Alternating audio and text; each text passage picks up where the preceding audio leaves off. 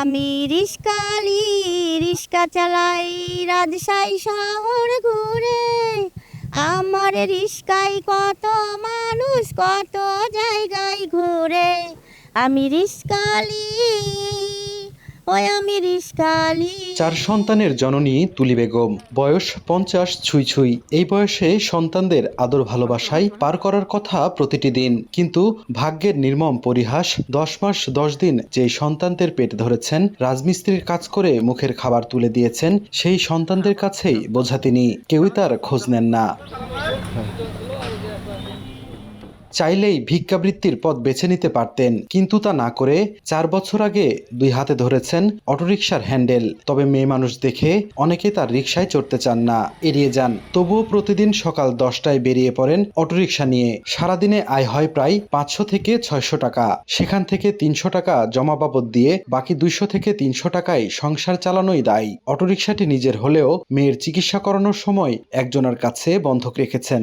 রীতিমধ্যে মেয়ের অসুখ বেড়ে যাওয়ার কারণে আমি এখান থেকে রাজশাহী যে আবার ভাড়া ছিলাম, দিয়ে সেখান থেকে আমার মেয়ের আবার ট্রিটমেন্ট করে আমি বাসায় ফিরে এসেছি।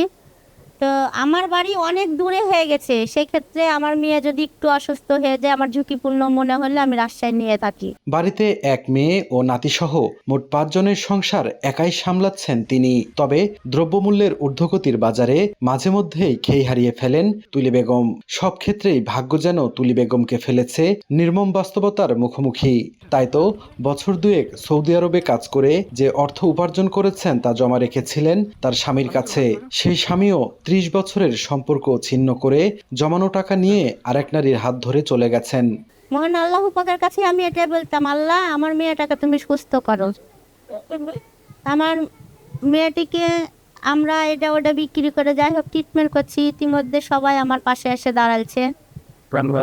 আগের নেত্রীও আমার পাশে দাঁড়াইছিল সবাই।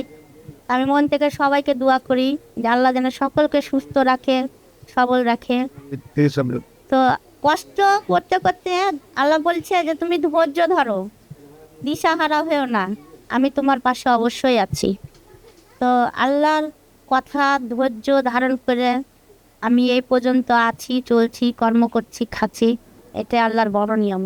বাংলাদেশে অনেক মেয়ে ছেলে আছে যারা রিক্সা চালায়, আমাদেরকে যেন অবহেলার চোখে না দেখা হয়, আমাদের প্রতি একটি সহানুভূতি করে রিক্সায় উঠা হোক। সম্প্রতি তুলি বেগমের এমন করুণ কাহিনী উঠে আসে সামাজিক যোগাযোগ মাধ্যমে। বিষয়টি প্রধানমন্ত্রী তারেক রহমানের নজরে আসলে অসহায় এই নারীর পাশে দাঁড়ানোর নির্দেশ দেন তিনি। শুক্রবার দুপুরে আমরা বিএনপি পরিবার থেকে নেতাকর্মীরা তুলি বেগমের হাতে তুলে দেন ব্যাটারি চালিত নতুন অটোরিকশা এবং আর্থিক সহযোগিতা। আমাদের মাননীয় প্রধানমন্ত্রী শুধু আজকে নয়, উনি অনেক আগে থেকে হত্যা গুম খুনের শিকার আমাদের বিএনপি নেতাকর্মীদের পাশে, তারপরে কোনো একটা ক্ষতি বিজ্ঞানী আসলো তার পাশে, যেখানে উনি মেধা দেখছেন সেখানে পাঠাইছেন, গরিব দুঃখীদের পাশে দাঁড়াইছেন।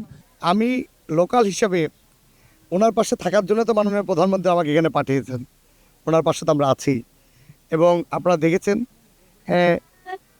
মাননীয় প্রধানমন্ত্রী যখনই বাংলাদেশের সাধারণ মানুষের সমস্যা হচ্ছেন, তিনি কিন্তু দল মত কিছুই কিন্তু তিনি দেখছেন না। তিনি চান এই দেশের জনগণ, আমাদের এই সার্বভৌমত্বের মধ্যে যারাই বসবাস করি না কেন, তারা আমরা সবাই এই দেশেরই মানুষ। রাজশাহীর পবা উপজেলার বরগাছি ইউনিয়নের মালোপাড়া আশ্রয় কেন্দ্রের একটি বাড়িতে বসবাস করেন তুলি বেগম।